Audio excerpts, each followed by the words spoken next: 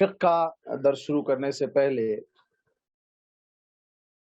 گزشتہ ہم نے جو کتاب پڑھی فقہ السنہ کی، ایک ویلیوم پورا ہمارا کمپلیٹ ہو گیا، ایک جلد مکمل ہو گئی، اور آج ہم دوسری جلد شروع کرنے جا رہے ہیں۔ یہ سیکنڈ پارٹ ہے اس کا جو ہم شروع کرنے جا رہے ہیں۔ گزشتہ درس میں یا گزشتہ دروس میں جو باتیں تھی وہ کیا تھی کہ طہارت سے متعلق تھی، پانی سے متعلق تھی، اور نماز کے سارے مسائل، نماز کے سارے طریقے، سارے احکامات اس کے اندر ذکر ہوئے، یہاں تک کہ آخر میں پھر نماز جنازہ جو کہ انسان کی سب سے آخری نماز ہے، وہ نماز کے مسائل بھی بیان کیے جا چکے۔ اب اس کے بعد دیگر جو انسانی زندگی سے متعلق یا شریعت کے جو احکامات اس پر عائد ہوتے ہیں،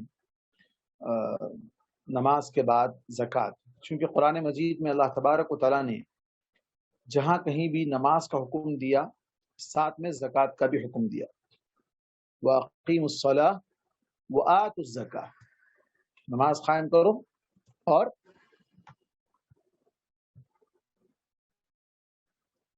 زکوٰۃ ادا کرو۔ قرآن مجید میں بے شمار مقامات پر یہ دونوں ایک ساتھ آئے ہیں، نماز اور زکوٰۃ۔ تو اسی لیے صاحب کتاب نے نماز کے مسائل ذکر کرنے کے بعد زکوٰۃ کے مسائل کو ذکر کرنا مناسب سمجھا، اس لیے زکوٰۃ کے مسائل یہاں پر بیان کیے جا رہے ہیں۔ زکوٰۃ کے عام مسائل، زکوٰۃ کے جو بنیادی مسائل ہیں وہ بعد میں آئیں گے، یعنی کتنے مال پر کتنی زکوٰۃ نکلے گی، کہاں دینا ہے، کیا دینا ہے، کس کو دینا ہے، کب دینا ہے، کب نہیں دینا ہے، وہ سارے مسائل بعد میں آئیں گے۔ لیکن اس سے پہلے کچھ عام بنیادی مسائل جو ہم لوگوں سے متعلق ہیں تو اس کو ذکر کیا جا رہا ہے۔ اور اس سے پہلے زکوٰۃ کو زکوٰۃ کیوں کہا جاتا ہے، اس کا کیا ڈیفینیشن ہے لینگویج کے اعتبار سے، لغوی اعتبار سے اور شرعی اعتبار سے۔ زکوٰۃ کا لغوی معنی، لغوی مطلب زبان، عربی زبان میں زکوٰۃ کس کو کہتے ہیں؟ عربی زبان میں زکوٰۃ بڑھنے اور پاک ہونے کے ہیں۔ شریعت میں زکوٰۃ اس مال کو کہتے ہیں جسے انسان اللہ کے دیے ہوئے مال میں سے اس کے حقداروں کے لیے نکالتا ہے۔ حقدار یعنی اس مال کا اللہ تعالیٰ نے حق مقرر کر دیا، حصہ مقرر کر دیا، ان کو ادا کرتے ہیں۔ اسے زکوٰۃ اسی لیے کہا جاتا ہے کہ اس سے انسان کا مال پاک ہو جاتا ہے اور مقدار اور اجر میں بھی اضافہ ہوتا ہے، مال بھی بڑھتا ہے، اجر بھی بڑھتا ہے، اور مال پاک و صاف بھی ہوتا ہے۔ اللہ تبارک و تعالیٰ کا ارشاد ہے، قد افلح من زکاہا، وہ شخص کامیاب ہو گیا جس نے اپنے آپ کو پاک کیا۔ اور آپ صلی اللہ علیہ وسلم کا ارشاد ہے، ما نقص مال من صدقۃ، ایک اور حدیث صحیح مسلم کی، ما نقصت صدقۃ من مال، کہ صدقہ کرنے سے کبھی مال میں کمی واقع نہیں ہوتی، مال کم نہیں ہوتا۔ لوگ سمجھتے ہیں مال کم ہوتا، لیکن حقیقت یہ ہے کہ صدقہ کرنے سے مال بڑھتا ہے۔ جو لوگ صدقہ کرتے ہیں، جن کے مال میں واقعی طور پر وہ اپنے مال میں بڑھوتری دیکھتے ہیں، انہیں اس بات کا احساس ہے اور وہ خرچ کرتے جاتے ہیں، وہ خرچ کرتے جاتے ہیں۔ یہ اللہ تبارک و تعالیٰ کا وعدہ ہے۔ اور اللہ تبارک و تعالیٰ ہر روز دو فرشتوں کو بھیجتا ہے، دو فرشتے آتے ہیں۔ ایک فرشتہ کہتا ہے اللہم اعطی منفقا خلفا، اللہ خرچ کرنے والے کو اس کا ریپلیس، خلفا، فوراً اس کو اس کا بہتر بدلہ عطا کر دے۔ اور دوسرا فرشتہ یہ دعا کرتا ہے، اللہم اعطی ممسکا تلفا، اللہ روک کر رکھنے والے کو تباہ کر دے، ہلاک کر دے، اس کا مال ختم کر دے۔ یہی وجہ ہے کہ جو لوگ خرچ کرتے ہیں، ہم نے انہیں اپنی آنکھوں سے دیکھا ہے، بہت سے لوگوں کو ہم نے دیکھا ہے جو پیسہ تھیلوں میں بھر بھر کے لا کے خرچ کرتے ہیں۔ مدینے میں ہم نے دیکھا تھا، ایک شخص تھا، اس کا نام میں نہیں لیتا، بڑا مشہور آدمی تھا، بہت پیسے والا تھا، آج بھی ہے یا نہیں اللہ عالم، لیکن بہت مالدار تھا، بہت مالدار تھا۔ ویسی مالداری ہم نے نہیں دیکھی اس سے پہلے کسی کی۔ اور ویسا تقوی، ویسی للہیت کہ مسجد نبوی کے پہلی صف میں نماز پڑھنا، ہمیشہ مسواک ہاتھ میں ہو، ہمیشہ بات قرآن و سنت کی کرے، جب بھی کوئی کسی کو ملنے جائے تو اس کے ہاتھ میں کتابیں تحفہ دے، اس کے ساتھ خندہ پیشانی سے ملاقات کرے، بڑا خوشگوار، بڑا ہی بہترین ماحول کا وہ آدمی تھا، بڑا ہی اچھا شخص تھا، اللہ اسے اور نوازے۔ تو وہ جو منظر دیکھا ہم نے، ہمارے استاد عبدالعظیم مدنی ہمیں کہا کرتے تھے کہ ایک شخص تھا کویت کا رہنے والا تھا، وہ خرچ کرتا تھا، وہ دھڑلے کے ساتھ برملا یہ اعلان کرتا تھا کہ میرے زکوٰۃ دینے کی وجہ سے اللہ تعالیٰ مال میں اضافہ کرتا رہا، تو مال پاک بھی ہوگا، مال بڑھے گا بھی، اور اس مال میں برکت بھی ہوگی۔ زکوٰۃ کی فرضیت، زکوٰۃ کب فرض ہوئی؟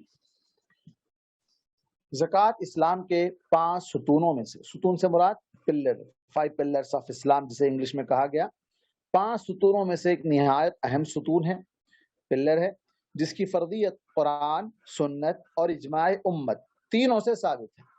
قرآن، اللہ تعالیٰ نے آیت نازل فرمائی، سنت احادیث کے ذریعے سے، اجماع امت یعنی علماء کے امت کے وہ علماء جو مختلف دور میں گزرے ہیں اور انہوں نے ان میں سے کسی نے بھی انکار نہیں کیا زکوٰۃ کا، بلکہ زکوٰۃ کا انکار کرنے والا تو کافر ہو جائے گا۔ اجماع امت تینوں سے ثابت ہے۔ قرآن میں بار بار ارشاد ہے اقیموا الصلاۃ وآتوا الزکاۃ، نماز قائم کرو اور زکوٰۃ ادا کرو۔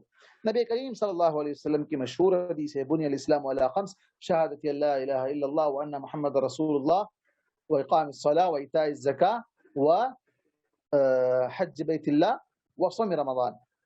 کیا ہے کہ اس بات کی گواہی دینا، 5 چیزوں پر اسلام کی بنیاد رکھی گئی، لا الہ الا اللہ محمد رسول اللہ کی شہادت، نماز کا قائم کرنا، زکوٰۃ ادا کرنا، بیت اللہ کا حج کرنا اور رمضان کے روزے رکھنا۔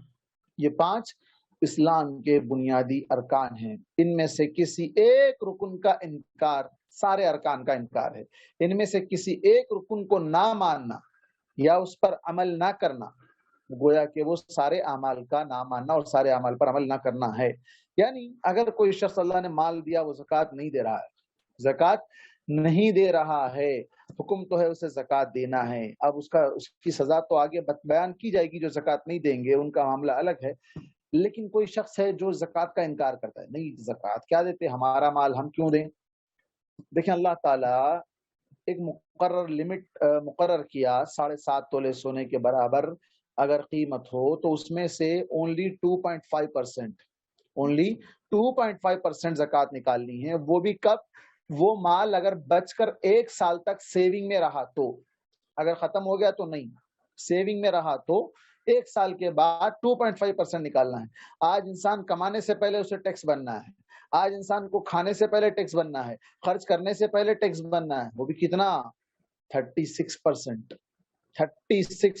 ٹیکس بن رہا ہے۔ انسان کیسے کیسے ٹیکس آج لگائے جا رہے ہیں، کہاں کہاں کیسے کیسے ٹیکس انسان پے کر رہا ہے، تو یہ سب چیزوں میں اسے نظر نہیں آتا۔ اور وہ جب زکوٰۃ کی بات آتی ہے تو اپنی غربت، قرضے، بہانے، بہت سی چیزیں بیچ میں رکاوٹ بن جاتی ہے، جس کی وجہ سے وہ اپنے مال کو پاک نہیں کر پاتا اور اس طرح مال کہیں نہ کہیں وہ چلا جاتا ہے۔ زکوٰۃ ارکان اسلام میں ہونے سے آج تک امت کے کسی فرد نے بھی اس کا انکار نہیں کیا۔ زکوٰۃ کی ترغیب اور فضیلت میں اللہ تبارک و تعالیٰ کے احکامات ہیں، خذ من اموالہم صدقۃ تطہرہم وتزکیہم بہا، اے نبی تم ان کے اموال میں سے صدقہ یعنی فرض زکوٰۃ اور نفلی صدقہ وصول کرو جس سے تم ان کو پاک و صاف کر دو گے۔ مال زکوٰۃ کا جب ادا کیا جائے گا تو انسان خود بھی اس سے پاک و صاف ہو جائے گا۔ دوسری جگہ اللہ تبارک و تعالیٰ کا ارشاد ہے الذین ان مکناہم فی الارض اقاموا الصلاۃ وآتوا الزکاۃ وامروا بالمعروف ونہوا عن المنکر وللہ عاقبۃ الامور۔ یہ وہ لوگ ہیں جن کو اگر زمین میں اقتدار نصیب کریں، یعنی زمین کا حاکم بنا دیں، تو وہ کیا کریں گے؟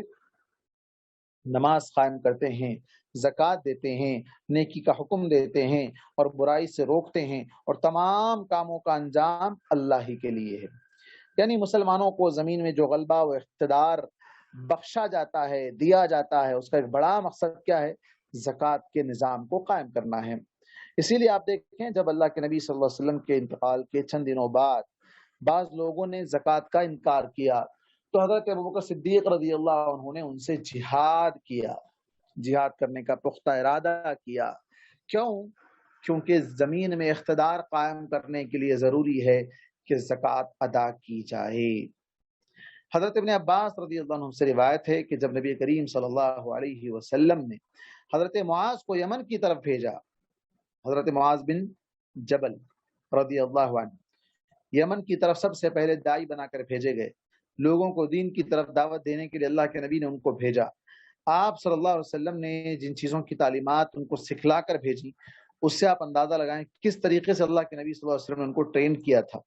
آپ نے کہا تھا تم اہل کتاب کی قوم کے پاس جا رہے ہو۔ اہل کتاب سے مراد یہود و نصارہ دونوں کو اہل کتاب کہا جاتا ہے، ان میں سے ایک قوم یعنی نصارہ عیسائی لوگوں کے پاس جا رہے ہو، تم انہیں دعوت دو کہ اللہ کے سوا کسی اور کے الہ نہ ہونے اور میرے رسول اللہ ہونے کی شہادت دیں۔ یعنی یہ لوگ اللہ کو تو مانتے ہیں لیکن ساتھ میں شریک ٹھہراتے ہیں۔ کیسے شریک ٹھہراتے ہیں؟ ہم نے کل ہی دیکھا کرسمس، میری کرسمس جو مناتے ہیں، ہیپی کرسمس مناتے ہیں، خوشی مناتے ہیں۔ نعوذ باللہ یہ اللہ تبارک و تعالیٰ پر تہمت ہے، اللہ تبارک و تعالیٰ پر بہتان ہے، اللہ تبارک و تعالیٰ پر الزام ہے، اللہ تبارک و تعالیٰ کو تکلیف پہنچانے والی بات ہے۔ اللہ تبارک و تعالیٰ کی کوئی اولاد نہیں، وہ کسی کی اولاد نہیں۔ لوگ یہاں پر ہیپی کرسمس مناتے ہیں اس لیے کہ اللہ کو بیٹا ہوا، نعوذ باللہ من ذالک، نعوذ باللہ من ذالک۔ اللہ تعالیٰ نے کتنی بڑی وعید سنائی ہے، کتنا بڑا الزام ہے۔ تکاد السماوات یتفطرن منه وتنشق الارض وتخر الجبال هدا ان دعوا للرحمن ولدا وما ينبغي للرحمن، کہ اللہ تبارک و تعالیٰ فرماتا ہے کہ وما ينبغي للرحمن ان يتخذ ولدا، کہ اللہ تبارک و تعالیٰ فرماتا ہے کہ یہ جو الزام اللہ تبارک و تعالیٰ پر لگاتے ہیں کہ اللہ تعالیٰ کی اولاد ہے، اس سے آسمان ٹکڑے ٹکڑے ہو جائے، زمین پھٹ جائے، پہاڑ ریزہ ریزہ ہو جائیں، اس دعوے کے ساتھ کہ اللہ تبارک و تعالیٰ کی کوئی اولاد ہے۔ اللہ تعالیٰ کے لیے ہرگز یہ زیب نہیں دیتا کہ وہ اپنی کوئی اولاد بنائے، اللہ تعالیٰ کی کوئی اولاد نہیں ہے۔ تو اللہ تبارک و تعالیٰ نے خود عیسیٰ علیہ السلام کی زبانی ایک کہلوایا تھا، قال انی عبد اللہ۔ اللہ نے اس وقت جب ماں کی گود میں وہ تھے عیسیٰ علیہ السلام، اسی وقت ان کی زبان سے یہ کہلوا دیا تھا۔ وہ بچہ جو بات کرنے عام طور پر اس عمر میں بات نہیں کر پاتے بچے، اس وقت اللہ تعالیٰ نے انہیں بات کرنے کا وہ جذبہ یا وہ بات کرنے کی صلاحیت اللہ تعالیٰ نے انہیں عطا کی، اور انہوں نے کہا تھا کہ میں اللہ کا بندہ ہوں، اللہ کا بیٹا نہیں کہا تھا، انہوں نے کیا کہا تھا؟ میں اللہ کا بندہ ہوں، آتانی الکتاب، اللہ نے مجھے کتاب دی، وجعلنی نبیا، اللہ نے مجھے نبی بنایا، بیٹا نہیں بنایا۔ یا جو اللہ تبارک و تعالیٰ کے لوگ تین حصے کرتے ہیں، ان اللہ ثالث ثلاثہ، کہ اللہ تعالیٰ تین حصوں میں ڈیوائیڈ ہو گیا، ایک خود ہے، ایک دوسرا اس کا بیٹا ہے عیسیٰ علیہ السلام، نعوذ باللہ من ذالک، ایسا نہیں ہے، اور تیسرا ان کی بیوی نعوذ باللہ من ذالک، مریم علیہ السلام کو اللہ کی بیوی مانتے ہیں، نعوذ باللہ من ذالک۔ اس طرح یہ اللہ تبارک و تعالیٰ پر الزام لگاتے ہیں، کتنا گھٹیا الزام۔ اللہ تبارک و تعالیٰ نے سورہ مائدہ کے اندر تفصیل کے ساتھ ان ساری چیزوں کی مذمت کی ہے۔ اب وقت نہیں ہے اس کی طرف اشارہ کرتے ہوئے میں بات کو آگے بڑھا رہا ہوں۔ تو یہ لوگ جو اللہ تبارک و تعالیٰ پر الزام لگاتے ہیں، اللہ تبارک و تعالیٰ کو کہ اس کی بادشاہت میں یا اس کی ملکیت میں یا اس کی جو الوہیت ہے اس کے اندر شریک کرتے ہیں، ان کے نعوذ باللہ اللہ کا بیٹا مانتے ہیں عیسیٰ علیہ السلام کو، جبکہ ایسی کوئی بات نہیں ہے۔ اس لیے حضرت معاذ بن جبل کو یہ حکم دے کر بھیجا اللہ کے نبی صلی اللہ علیہ وسلم نے کہ آپ جا کر انہیں بتائیں کہ اللہ کے سوا کوئی عبادت کا حقدار نہیں ہے، اور اللہ کے نبی محمد صلی اللہ علیہ وسلم اللہ کے رسول ہیں۔ اگر وہ تمہاری اطاعت قبول کر لیں، اگر وہ تمہاری یہ بات مان لیں تو انہیں بتاؤ کہ اللہ تعالیٰ نے ان پر دن اور رات میں 5 نمازیں فرض کی ہیں۔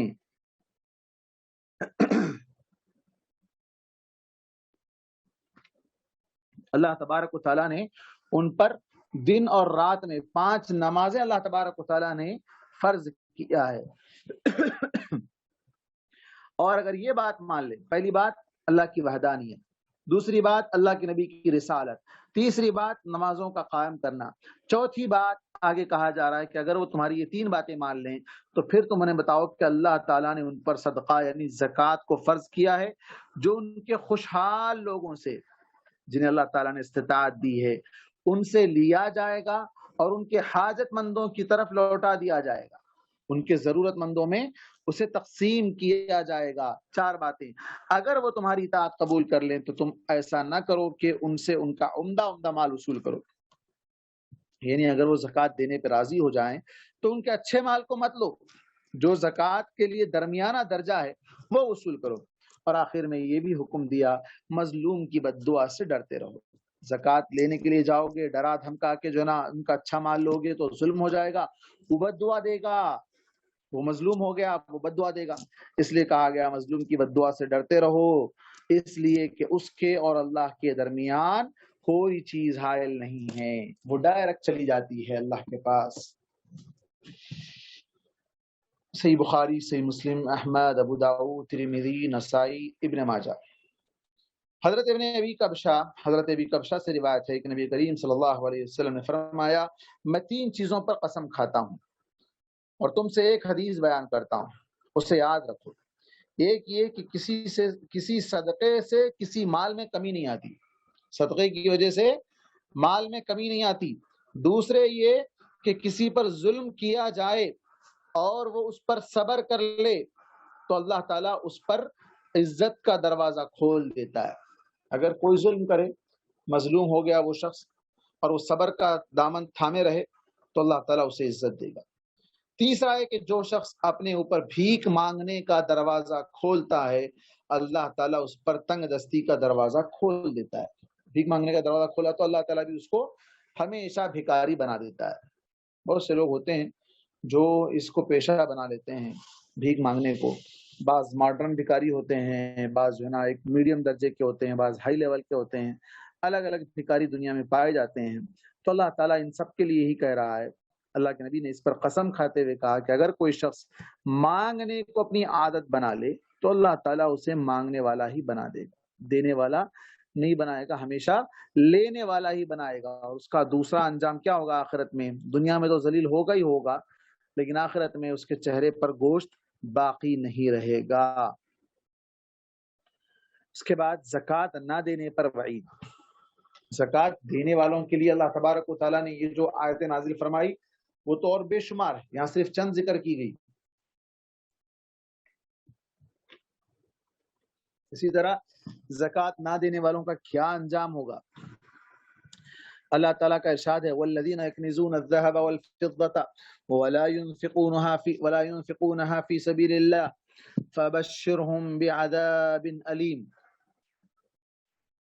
فبشرهم بعذاب أليم يوم يحمى عليها في نار جهنم فتكوى بها جباههم وجنوبهم وظهورهم هذا ما كنزتم لأنفسكم فذوقوا ما كنتم تكنزون۔ ان لوگوں کو دردناک سزا کی خوشخبری دو جو سونے اور چاندی کو جمع کر کے رکھتے ہیں اور اسے اللہ کی راہ میں خرچ نہیں کرتے ہیں۔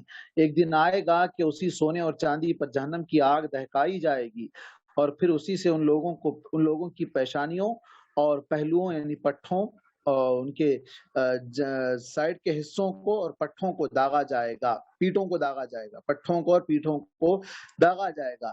یہی وہ خزانہ ہے جسے تم اپنے لیے جمع کیا کرتے تھے، لو اب اپنی سمیٹی ہوئی دولت کا مزہ چکھو۔ اللہ اکبر۔ تو مال مال مال مال کے پیچھے انسان بھاگتا ہے، بینک بیلنس، جائیداد، زمین، سونا، چاندی سب جمع کرتا ہے، کس کے لیے؟ اس انجام کے لیے۔ اگر وہ زکوٰۃ نہیں دے گا تو اس کا انجام ایسا ہی ہوگا۔ ایک اور مشہور روایت ہے صحیح بخاری اور صحیح مسلم کی جو یہاں آپ کے سامنے بھی موجود ہے۔ حضرت ابو ہریرہ رضی اللہ عنہ سے روایت ہے، نبی کریم صلی اللہ علیہ وسلم نے فرمایا جس شخص کو اللہ نے مال دیا اور پھر اس نے اس مال کی زکوٰۃ ادا نہیں کی، قیامت کے روز اس کا یہی مال ایک ایسے گنجے ازدہے کی صورت میں اس کے سامنے آئے گا جس کی آنکھوں کے اوپر 2 سیاہ دھبے ہوں گے، کالے دھبے ہوں گے۔ پھر وہ اسے اپنے دونوں جبڑوں سے پکڑے گا اور اس سے کہے گا میں ہی تیرا خزانہ ہوں، میں ہی تیرا مال ہوں۔ پھر آپ صلی اللہ علیہ وسلم نے یہ آیت تلاوت فرمائی وَلَا يَحْسَبَنَّ الَّذِينَ يَبْخَلُونَ بِمَا آتَاهُمُ اللَّهُ مِنْ فَضْلِهِ هُوَ خَيْرًا لَهُمْ بَلْ هُوَ شَرٌّ لَهُمْ سَيُطَوَّقُونَ مَا بَخِلُوا بِهِ يَوْمَ الْقِيَامَةِ۔ کیا ترجمہ ہے اس کا؟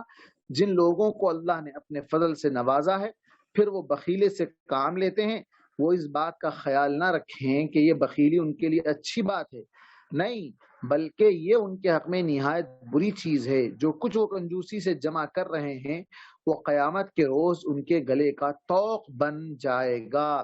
صحیح بخاری اور صحیح مسلم کی حدیث۔ اسی طرح ایک اور حدیث حضرت عبداللہ بن عمر رضی اللہ عنہ سے نبی کریم صلی اللہ علیہ وسلم فرمایا، مجھے اللہ تعالیٰ کی طرف سے یہ حکم دیا گیا ہے کہ میں لوگوں کو اس وقت تک جنگ جاری رکھوں جب تک وہ شہادت نہ دے کہ اللہ کے سوا کوئی معبود نہیں، معبود برحق نہیں، اور محمد صلی اللہ علیہ وسلم اللہ کے رسول ہیں۔ پھر وہ نماز قائم کریں اور زکوٰۃ ادا کریں۔ جب وہ ایسا کر لیں گے تو مجھ سے اپنا مال اور خون بچا لیں گے، الا یہ کہ اسلام کا حق ان کا طالب ہو اور ان کا حساب و کتاب اللہ کے ذمے ہوگا۔ صحیح بخاری اور صحیح مسلم کی یہ حدیث امام احمد نے بھی اس کو روایت کیا ہے۔ کیا معنی ہے اس کا؟ یعنی جہاد کی جو کنڈیشن ہے، جہاد کے لیے جو لوگ دین اسلام سے جھگڑ رہے ہیں، دین اسلام کے خلاف ہتھیار اٹھا رہے ہیں، ان کے خلاف ہتھیار کب تک اٹھایا جائے گا؟ جب تک کہ وہ اسلام قبول نہ کر لے یا پھر وہ جزیہ دے کر نہ رہ جائیں۔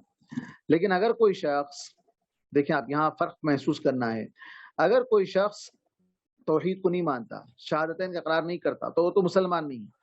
لیکن اگر کوئی شخص شہادتین کا اقرار تو کر لے لیکن نماز کا انکار کر دے یا زکوٰۃ کا انکار کر دے تو پھر اس سے بھی جہاد ہوگا۔ اگر وہ زکوٰۃ کا انکار کر رہا ہے تو اس سے بھی جہاد کیا جائے گا۔ کیوں؟ یہ اللہ کا حکم ہے، کہ اللہ تبارک و تعالیٰ کا حکم ہے اور اللہ کے نبی نے ایسا کرنے کی بات کہی ہے آپ صلی اللہ علیہ وسلم نے۔ ایک اور حدیث جو یہاں شاید نہیں ہے، آپ صلی اللہ علیہ وسلم کے پاس ایک عورت آئی تھی جس کے ہاتھ میں سونے کے 2 کنگن بنے ہوئے تھے۔ آپ نے اس سے پوچھا اتؤدین زکات ھذا، کیا تو اس مال کی زکات نکالتی ہے؟ تو اس نے کہا نہیں۔ تو آپ صلی اللہ علیہ وسلم نے کہا کیا تجھے بات پسند ہے کہ ان دونوں کا طوق بنا کر تیرے گلے میں ڈال دیا جائے؟ تو زکوٰۃ نہ دینے کی یہ ساری وعیدیں ہیں۔ دنیا میں ان سے قتال کیا جا سکتا ہے اور آخرت میں اللہ تعالیٰ اس مال کو ازدہے کی شکل میں لائے گا اور وہ مال اسے ڈستا رہے گا اور کہتا رہے گا انا کنزکا انا مالکا، میں تیرا مال ہوں، میں تیرا خزانہ ہوں۔ ایک اور روایت حضرت ابو ہریرہ رضی اللہ عنہ سے نبی کریم صلی اللہ علیہ وسلم کی وفات کے بعد، ہاں یہ وہ روایت ہے جو میں نے پہلے کہا تھا، جب حضرت ابوبکر کے کندھوں پر خلافت کا بار پڑا اور عرب کے کچھ لوگوں نے اسلام سے روگردانی کی تو حضرت ابوبکر رضی اللہ عنہ نے ان سے جنگ کرنے کا ارادہ کیا۔ اس پر حضرت عمر نے ان سے کہا کہ آپ ان لوگوں سے کیسے جنگ کر سکتے ہیں جبکہ نبی کریم صلی اللہ علیہ وسلم کا فرمان ہے، مجھے حکم دیا گیا ہے کہ میں اس وقت تک لوگوں سے جنگ جاری رکھوں جب تک کہ وہ یہ شہادت نہ دیں کہ اللہ کے سوا کوئی معبود نہیں۔ جس شخص نے یہ شہادت دے دی اس نے مجھ سے اپنا مال اور اپنی جان بچا لی، الا ہے کہ اسلام کا حق اس کا خون چاہتا ہو اور اس کا حساب کتاب اللہ کے ذمے ہوگا۔ یعنی یہ ایک حدیث حضرت عمر کو معلوم تھی، لیکن دوسری حدیث جو حضرت ابن عمر کو معلوم تھی وہ حدیث ان کو نہیں معلوم تھی۔ اب دیکھیں آپ، حضرت ابوبکر نے فرمایا اللہ کی قسم میں ان لوگوں سے ضرور جنگ کروں گا جنہوں نے نماز اور زکوٰۃ کے درمیان تفریق کر دی۔ دیکھیے حضرت ابوبکر نے استدلال کیا تھا قرآن کی آیت سے، اللہ تعالیٰ نے زکوٰۃ اور نماز کو ایک ساتھ ذکر کیا ہے۔ اگر کوئی آدمی نماز پڑھنے کی بات تو کرتا ہے لیکن زکوٰۃ کا انکار کرتا ہے تو میں اس سے جنگ کروں گا۔ یہاں تک کہ انہوں نے کیا کہا، حالانکہ زکوٰۃ مال کا حق ہے، اللہ کی قسم اگر ان لوگوں نے مجھ سے اونٹ کی ایک رسی بھی جسے وہ نبی کریم صلی اللہ علیہ وسلم کو دیا کرتے تھے روک لی تو میں ان سے جنگ کروں گا۔ اللہ کے نبی کے زمانے میں اللہ کے نبی کے ڈر سے اگر وہ رسی بھی دے رہے تھے، اونٹ تو چھوڑو، اونٹ کی رسی بھی اگر دے رہے تھے زکوٰۃ میں، اگر اب وہ رسی بھی روک لیں گے تو میں ان سے جنگ کروں گا۔ اس پر حضرت عمر نے کہا اس کے بعد جلد ہی مجھے ایسا محسوس ہوا کہ اللہ نے جنگ کے لیے حضرت ابوبکر کا سینہ کھول دیا ہے اور میں سمجھ گیا کہ وہ حق بجانب ہیں، یعنی وہ حق پر ہیں۔ صحیح بخاری، صحیح مسلم، ابو داؤد، احمد، نسائی، ابن ماجہ کی یہ روایت ہے۔ اور اوپر جو حدیث گزری حضرت عبداللہ بن عمر کی جس کے اندر نماز اور زکوٰۃ کا بھی تذکرہ ہے، اگر کوئی شخص زکوٰۃ کا انکار کر دے تو اس سے اسلامی حکومت جہاد کر سکتی ہے۔ حضرت امام خطابی اس حدیث کو نقل کرنے کے بعد لکھتے ہیں کہ حضرت ابوبکر رضی اللہ عنہ نے جن لوگوں سے جنگ کی وہ 4 طرح کے لوگ تھے.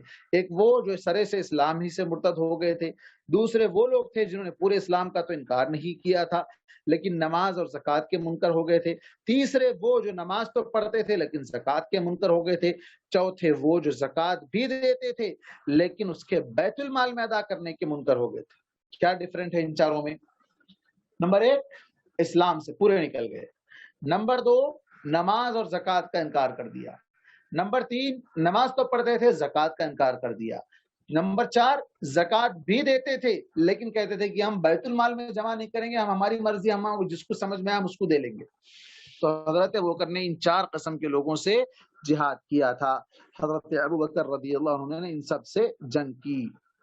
تو یہ جہاد کی جو فرضیت ہے اللہ تبارک و تعالیٰ کے احکام کو نہ ماننے میں ایک زکوٰۃ کا انکار کرنا بھی شامل ہے. زکوٰۃ فرض ہونے کی شرائط. کب زکوٰۃ فرض ہوگی, کس پر زکوٰۃ فرض ہوگی, کب دینا ہوگا. یہاں تک اگر کسی کا کوئی سوال ہے تو سوال کریں.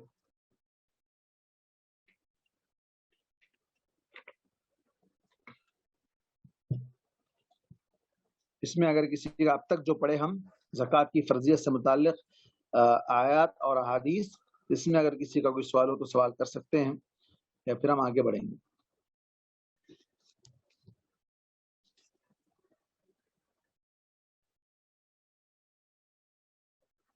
نہیں ہے کوئی سوال؟ چلیے. آواز صاف نہیں ہے سر. آواز کیوں صاف نہیں ہے صاحب؟ جب سے تو صاف تھی نا. السلام علیکم ورحمۃ اللہ وبرکاتہ. وعلیکم السلام ورحمۃ اللہ وبرکاتہ. کلیئر ہے مولانا وائس؟ یہ لو منور بھائی, ان کے پاس کلیئر ہے کہتے ہیں. عمران بھائی کے پاس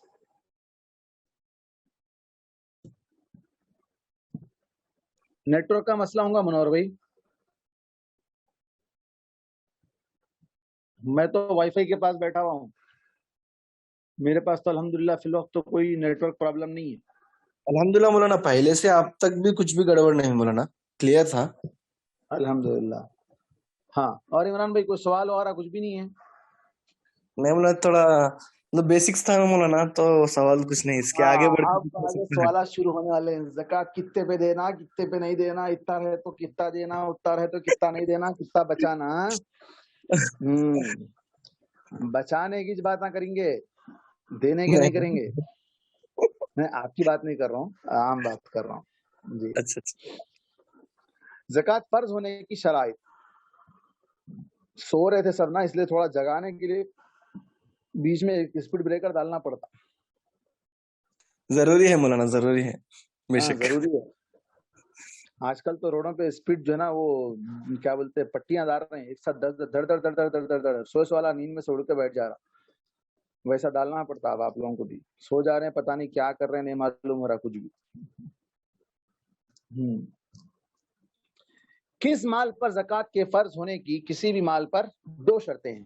نمبر 1 وہ بقدر نصاب یا اس سے زیادہ ہو. بقدر نصاب کا مطلب, نصاب کا مطلب اللہ تعالیٰ نے جو لمٹ مقرر کی ہے وہ لمٹ تک پہنچ جائے یا وہ لمٹ کراس کر جائے. نصاب سے مراد وہ لمٹ, نصاب سے وہ مراد وہ کم سے کم مقدار ہے جو شریعت نے مختلف چیزوں کی زکوٰۃ کے لیے مقرر کی ہے. لمٹ ہے, اس کی بحث آگے تفصیل آئے گی, یعنی اونٹ میں کتنا, گائے میں کتنا, فلاں میں کتنا, فلاں میں کتنا, ساری تفصیل آگے آئے گی, ساری تفصیل آ گیا. اب تو اونٹاں پالنے والے ہیں نا, گایاں بھینساں پالنے والے ہیں نا, بکریاں پالنے والے, شہر حیدرآباد میں رہنے والے ہیں. اب ہمارے لیے کیا مسائل ہے وہ بات آگے آئے گی انشاءاللہ جی. نمبر 1 لمٹ تک پہنچ جانا یا لمٹ کراس کر جانا. نمبر 2 اس پر 1 سال, ایک ہجری سال, 1 سال کون سا, ہجری سال گزر چکا ہو. حضرت علی رضی اللہ عنہ کی روایت ہے, نبی کریم صلی اللہ علیہ وسلم نے فرمایا کسی مال پر اس وقت تک زکوٰۃ نہیں ہے جب تک کہ اس پر 1 سال نہ گزر چکا ہو. 1 سال کمپلیٹ, وہ 1 سال تک اس مال کو کوئی ہاتھ نہ لگایا گیا ہو, وہ جیسا کا ویسا سیونگ میں رہا ہو. البتہ زمین کی پیداوار, زمین کی پیداوار سے مراد غلہ, اناج गेहूं चावल जो भी जमीन से उगता है उस पर 1 साल की शर्त नहीं है, जब भी निकलेगा जिस वक्त उसकी कटाई होगी उनकी ज़कात उनके काटने और साफ कर लेने के साथ ही अदा की जाएगी। अल्लाह ताला का इरशाद है वो आतु हक़्क़हु यौम हसादिह, खेती की जो ज़कात है वो उसी दिन अदा कर दी जाएगी जिस दिन उसको काटा जाएगा। इस तरह कानों और दबे हुए खजानों, कान से मुराद हमारे वो कान नहीं जो हमारे सर के साथ लगे हुए हैं। कौन सी कान मुराद है यहाँ पर इमरान भाई?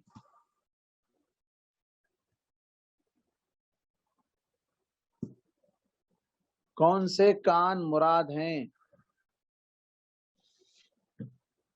कानों और दबे हुए खजानों। अस्सलाम वालेकुम मौलाना। वालेकुम सलाम। कान के मतलब जमीन से निकलने वाली धात, जैसे कि कोयला, सोना, चांदी, जी, पेट्रोलियम भी आता माइंस, जो माइंस माइंस। हैं, हाँ जी। माइंस हैं, उसको कहा जाता है। अब यहाँ कानों बोले तो लोग बोलेंगे भाई कान से क्या निकलता। कान उर्दू में उसको भी कहा जाता है, माइंस को भी कहा जाता है, चाहे वो कोल माइंस हो, चाहे स्टील हो, चाहे वो गोल्ड माइंस हो, कोई भी माइंस हो जहां से भी वो निकलता है।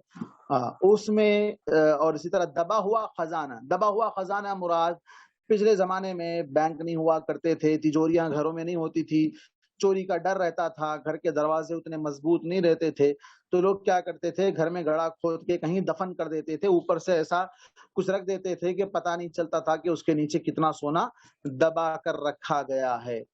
आज भी बहुत से लोग उसको अभी तक भी ढूंढते रहते, गड़े खोदते रहते, यही काम में मसरूफ रहते हैं।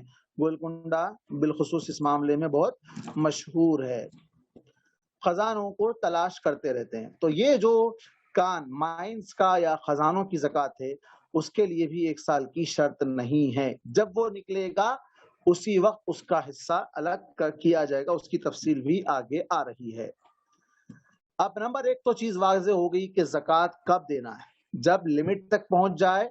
अब लिमिट क्या है वो भी बात आगे आएगी, लिमिट क्रॉस हो जाए या फिर वो लिमिट पार होने के बाद या लिमिट तक पहुंचने के बाद उस लिमिट पर 1 साल गुजर गया हो, 1 साल गुजरना शर्त है। अब देखिए आप दुनिया के अंदर आज दुनिया के कवानीन कैसे हैं, आप कमाओ या ना कमाओ, आप खाओ या ना खाओ, टैक्स पहले बनते जाओ। अल्लाह ताला क्या बोल रहा, खा के खर्च करके अगर बच के 1 साल तक बचा हुआ रह रहा तो उसमें से 2.5% दो। अल्लाह अकबर, ये देखो अल्लाह की रहमत। और फिर उसका फायदा क्या होगा, माल बढ़ेगा, माल में बरकत होगी, माल पाक होगा। हाँ, और नहीं दोगे तो फिर अल्लाह ताला उस माल को तबाह बर्बाद कर देगा। सही मानों में अगर देखा जाए ना, तो अगर मुसलमान अपने माल की सही ज़कात निकालें बगैर डंडी मारे के सही ज़कात अगर निकालेंगे तो यकीन माने कोई मुसलमान भीख मांगने वाला नहीं रहेगा, कोई मुसलमान भीख मांगने वाला नहीं रहेगा। और बैतुल माल का जो सिस्टम है अगर वो बेहतर अंदाज से जो है ना अगर मुकर्रर कर दें बैतुल माल को, सिस्टम को, तो फिर आप देखें कोई भी भीख मांगने वाला नहीं रहेगा इंशाअल्लाह।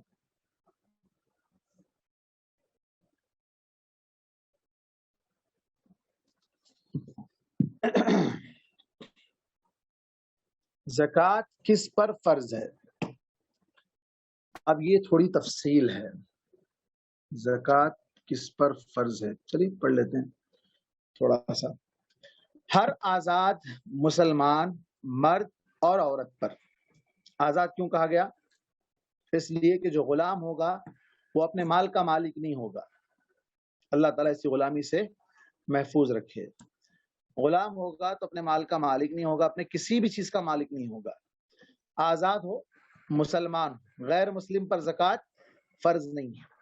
मर्द और औरत दोनों पर भी ज़कात फर्ज है, जबकि ऊपर की 2 शर्तें पाई जाए। ऊपर की 2 शर्तें, निसाब को पहुंच जाए, लिमिट तक पहुंच जाए और उस पर 1 साल गुजर जाए तो ज़कात फर्ज है।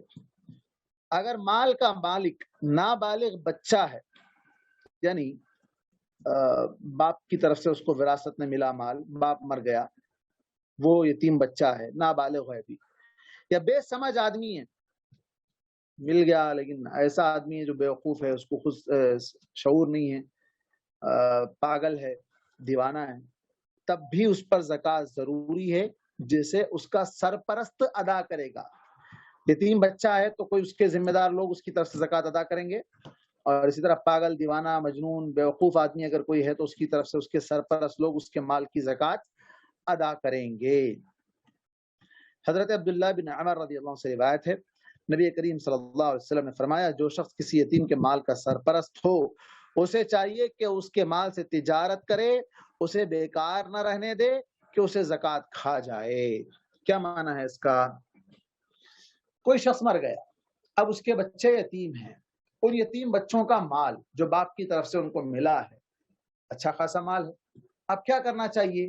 وہ مال نصاب کو پہنچ رہا ہے، نصاب کو پہنچ رہا ہے، اتنا مال ہے، اس مال کو انویسٹ کرنا چاہیے۔ حدیث کی کیا مراد ہے حدیث سے؟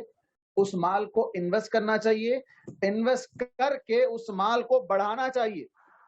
ایسا نہ ہو کہ وہ نصاب کو پہنچنے کی وجہ سے زکوٰۃ دیتے دیتے وہ مال ختم ہو جائے، نہیں، مال کو بڑھانا چاہیے، انویسٹ کر کے اس سے تجارت کر کے اس کو بڑھانا چاہیے۔ اس میں اگر اس نے کوئی اپنی محنت یا اپنا کچھ لگایا ہے تو وہ اپنا حصہ بھلے طریقے سے لے سکتا ہے۔ یہ تفصیل سورہ نساء کے اندر موجود ہے، وہاں آپ اس کو دیکھ سکتے ہیں، یتیموں کے مال سے تجارت وغیرہ، یہ سارے مسائل وہاں موجود ہیں۔ یہ دونوں روایتیں اگرچہ سند کے لحاظ سے قوی نہیں ہیں، اوپر جو حدیثیں ابھی گزری ہے، پہلی روایت ضعیف ہے اور دوسری مرسل ہے، لیکن اکثر صحابہ جن میں حضرت عمر، حضرت علی، حضرت عائشہ اور حضرت عمر شامل ہیں، ان سب کا عمل انہی کے مطابق رہا ہے۔ کون سی حدیث؟ یتیم کے مال کے بارے میں اور یتیموں کے مال کو تجارت کرنے کے بارے میں۔ حضرت عائشہ کی سرپرستی میں چند یتیم بچے تھے، آپ ان کے مال کی زکوٰۃ ادا کیا کرتی تھیں۔ حضرت عائشہ ان کے مال کی زکوٰۃ ادا کیا کرتی تھی۔ افسوس تو یہ ہے کہ آج ہمارے پاس معاملہ الٹا ہے، یتیم کا مال بچا تو نہ وہ زکوٰۃ دینے کی بات آئے گی۔ یہاں تو مسئلہ یہ ہے کہ لوگ یتیم کا مال ہی کھا جاتے ہیں، یتیم کو محروم کر دیتے ہیں، اس کے سگے چچا، اس کی پھوپھواں، اس کی خالائیں، اس کے رشتہ دار، دیگر لوگ کیا کرتے ہیں؟ اس یتیم کو محروم کر دیتے ہیں، الا ماشاء اللہ، سوائے وہ جو لوگ اللہ سے ڈرنے والے ہیں، ان کے مال کی حفاظت بھی کرنے والے ہیں۔ لیکن اکثر یہ دیکھا جاتا ہے کہ بچوں کو محروم کر دیا جاتا ہے اور یتیم کا مال کھا لیتے ہیں۔ یتیم کا مال کھانے سے کیا ہوتا ہے؟ اللہ تبارک و تعالیٰ نے کہا، ان الذین یأکلون اموال الیتامی ظلما انما یأکلون فی بطونہم نارا وسیصلون سعیرا۔ جو یتیم کا مال کھا جائیں وہ اپنے پیٹ میں جہنم کی آگ بھر رہے ہیں اور وہ جہنم میں داخل ہونے والے ہیں، وہ جہنم میں داخل ہونے والے ہیں۔ تو یتیم کے مال کو کھانے سے روکا گیا اور یتیم کی کفالت کرنے پر جنت کی خوشخبری دی گئی۔ نہ صرف جنت کی بلکہ جنت میں اللہ کے نبی صلی اللہ علیہ وسلم کے ساتھ میں رہنے کی خوشخبری سنائی گئی۔ تو یتیم جو ماں باپ کی شفقت سے، ماں باپ کے لاڑ و پیار سے، ماں باپ کی جو قربانیاں جو اس کے ساتھ ہوا کرتی تھی، ان تمام سے وہ محروم رہتا ہے۔ تو اس بچے کو اگر دیگر لوگ اس کی کفالت کریں، اس کو ماں باپ کا پیار دیں، اس کو اپنے بچوں کی طرح پالیں پوسیں، اس کی تربیت کریں، اس کا خیال رکھیں، اس کی پڑھائی لکھائی، صفائی ستھرائی، کھانا، بیماری، علاج وغیرہ ہر چیز میں جس طرح اپنے بچوں کا کرتے ہیں، تو اللہ کی قسم اللہ تبارک و تعالیٰ ایسے آدمی کو جنت میں اللہ کے نبی کے ساتھ رکھے گا، اللہ کے نبی کے ساتھ رکھے گا۔ اللہ تعالیٰ ہمیں یتیموں کی کفالت کرنے والا بنائے، یتیموں کا مال کھانے والا نہ بنائے۔ اس کے بعد مسئلہ ہے مقروض کی زکوٰۃ کا، لیکن وقت ناکافی ہے اس لیے میں یہاں پر روک رہا ہوں۔